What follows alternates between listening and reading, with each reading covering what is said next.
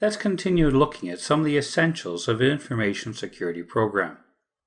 Our systems don't operate and our businesses don't operate as islands. We operate in relationships with many third parties today, and we have to ensure that the relationships with those third parties are also then in alignment with our security requirements. When it comes to external parties, these could include customers, and of course even our owners and shareholders, regulators, and the people in our supply chain. People such as cloud service providers, consultants, and even the people that come and clean and maintain the building every day. In all of these third-party relationships, we have to have a level of trust, but also, therefore, a level then of control to make sure that there is still control over the protection of our information and information systems, no matter who from outside our organization has whatever level of access to it. The risk and control then for external parties is that, well, they may gain access to information they shouldn't have had.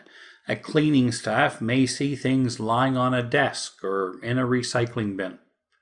They could even steal something.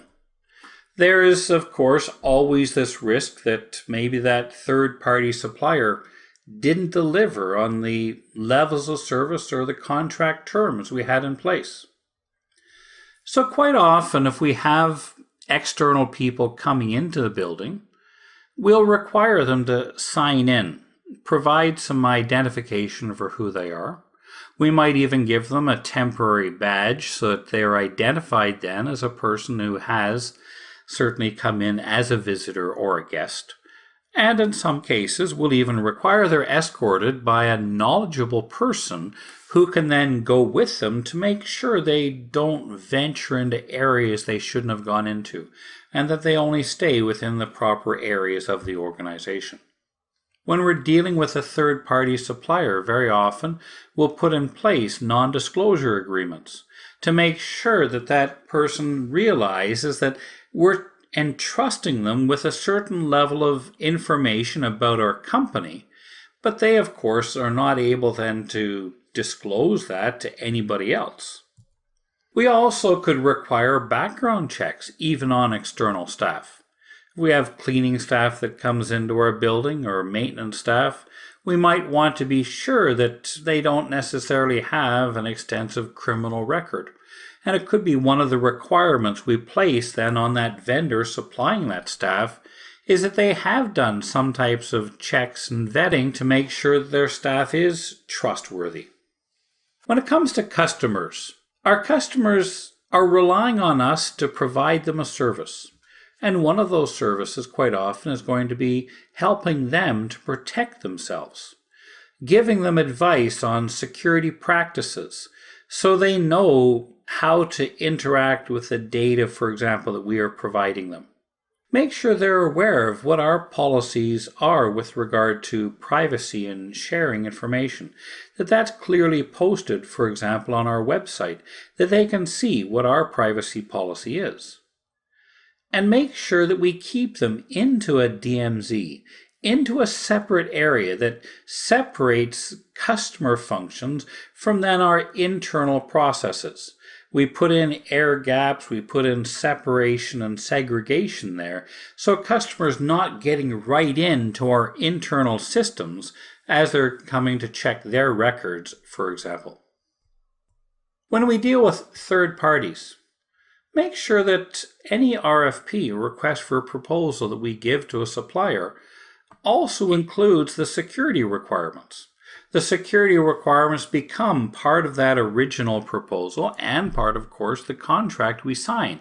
So it is something that is delivered as part of that, say, contract. But of course, follow up.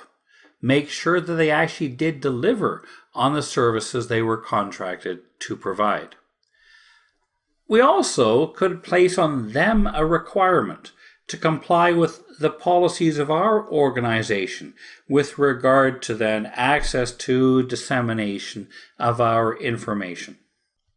And at the end of contract, Ensure that part of the contract is that their access will be removed, and of course they will delete any of the data of our organization that they actually have. We should have a formal sign-off to say that things then, of course, have been resolved and there's no further than claims by either party. Make sure that any documentation that was given to them has been returned, and put in every contract the jurisdiction in case of a dispute. If there is to be a dispute, any type of a court hearing be heard in the state of Virginia or in the country of India. We want to make sure that the jurisdiction is clearly there, so at least we know whose legal rules we're actually playing with. We should put in every contract the terms for cancellation, or the terms under which we will then allow that contract to be terminated by either party, and are there certain, shall we say, penalties associated with that. We want to ensure we have the right people on staff, so therefore we have HR policies. Now, HR policies should include not only the staff employees that we hire, but also temporary workers, consultants and contractors, and any other type of third-party personnel that could be working for our organization. We should ensure that anyone who's working, for example, in our building, is aware of our policies, our security procedures, for example, and that they have only the appropriate level of access to our systems, building, and data, of course. One thing that we would encourage is that where possible and where legal, make sure that background checks have been done. Validating if a person has a criminal record or has a recent bankruptcy. If they are going to be driving a organization's vehicle, do they have a valid driver's license, and do they have the level of education required for the job? Now, different countries are different in the types of background checks you can do.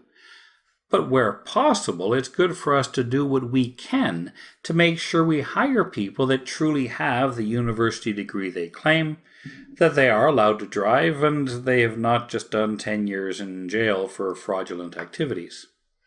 That person might even claim to have certifications, a CISA or CISM, and it's good to validate that they truly do have that, and they have the experience they claim to have, and of course the educational degrees as well. We should set out for all employees the terms and conditions of employment, that they will abide by and adhere to security policies. They are aware of what is acceptable and unacceptable use of corporate systems. And they're aware of our attention to fraud, that we are trying to prevent fraudulent activity, as well as we have them sign non-disclosure agreements, so even when they leave the company, they realize they can't then take with them information about our customers and spread that around. During the time of their employment, make sure their level of access is still correct to their current job responsibilities, and enforce these concepts such as least privilege. If a person doesn't need access to that system, don't give it to them. If they only need read access, don't give them write access. Enforce things like separation of duties to try and prevent mistakes or fraud, and make sure these controls are working. Go and check to see if people are trying to get access to something they shouldn't have, for example. We should always be aware of where there's a potential conflict of interest. Note areas where there could be unhealthy relationships between vendors and purchasers, between various levels of employees and managers, where there could be personnel problems. Certainly, we should, as auditors, certainly look for where there is a potential for conflict of interest. And of course, all the way through that person's employment, ensure that they are attending awareness sessions. They're aware of then our policies, procedures, and certainly our security awareness requirements.